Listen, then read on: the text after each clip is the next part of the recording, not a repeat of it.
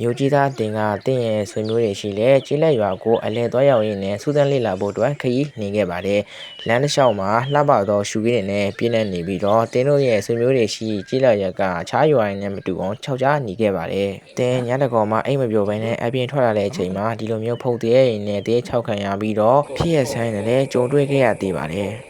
တင်ဦးလေးငပိန်ကတင်းကိုမြို့ပြန်ဖို့အတွက်ကားလေးနဲ့အတူမြို့ကိုအတူတူပြန်သွားခဲ့ပါတယ်။ဒါပေမဲ့ဒီချက်ကိုရွာကြီးက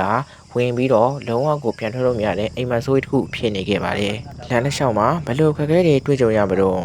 ဒီလမ်းကသွားနေရပြန်ရောက်နေတဲ့ချက်ကုန်းတစ်ခုဖြစ်ပြီးတော့ဘလို့လုံးမြောက်နိုင်မလို့ရောက်လေရာကနေပြန်လာမှဖြစ်ပြီးတော့လမ်းတစ်လျှောက်မှာတွေ့တဲ့ဟာတွေအားလုံးကဖမ်းစစ်ထားတာလားသို့မဟုတ်ဖုတ်သေးရလားဆိုတာစိတ်လုံရှားဝဲတင့်ရဲ့ဦးလင်းကပိန်နဲ့အတူတူရင်ဆိုင်ရမယ်ဂိမ်းဆိုလည်းမမှားသေးဘူးတကောင်ရန်ညတွေဘလို့ဖြတ်သန်းမလို့လွတ်မြောက်နိုင်ပါမလားဒီချက်ကုန်းရွာကြီးကနေမြို့ကိုအပြီးပြန်နိုင်ပါမလားလမ်းတစ်လျှောက်ဘလို့ခက်ခဲတွေတွေ့ကြုံမလို့ဘလို့ရင်ဆိုင်ရမလို့ဘလို့ဖြတ်ကျော်သွားမလို့ဆိုတာရင်ခုန်ပွဲစောရမယ်ဟော်ရာဂိမ်းကောင်းဂိမ်းပဲဖြစ်ပါတယ်